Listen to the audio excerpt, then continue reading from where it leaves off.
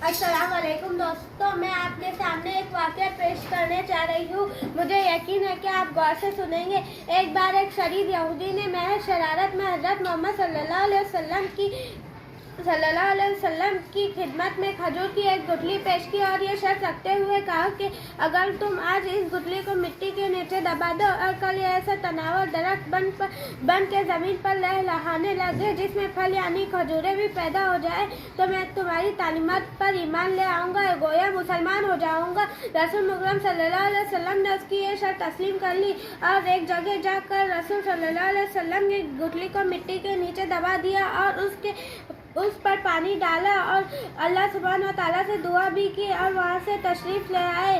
इस यहूदी को दुनियावी उसूलों की कसौटी पर यकीन कायम था कि एक दिन में किस तरह भी खजूर का दरख्त तैयार नहीं हो सकता था, लेकिन रसूल मुकर्रम सल्लल्लाहु अलैहि वसल्लम की ज़ात अक़दास और रूहानियत का एतमाद उसके दिल में खटक और खदशा ज़रूर पैदा कर रहा था कि कहीं कल ऐसा हो ही ना जाए कि खजूर का दरख्त उग जाए और उसे ईमान लाना पड़ जाए। उसने अपने इस वसवसे को दूर करने के लिए दुनियावी उसूलों की मदद ली और शाम को उस मकाम पर जाकर जहां खजूर की गुठली आका दो सल्लल्लाहु अलैहि वसल्लम ने बोई थी यहाँ से निकाल लिया और खुश वापस आ गए कि अब खजूर का निकलना तो दरकिनार, खजूर के दरख्त का निकलना तो महल है।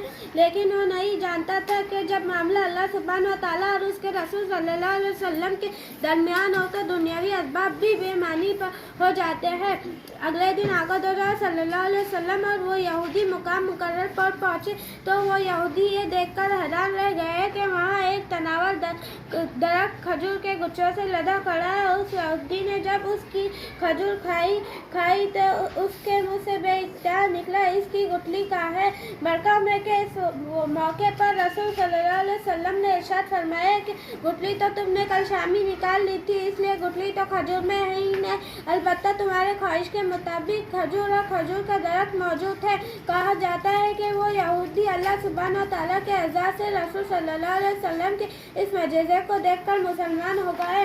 इस वाक़े के बाद से आज तक बगैर गुठली वाली खजूर मदीने मुनव्वरा में खूब उगती है, दुकानों पर फरोख्त होती है। इसका असल नाम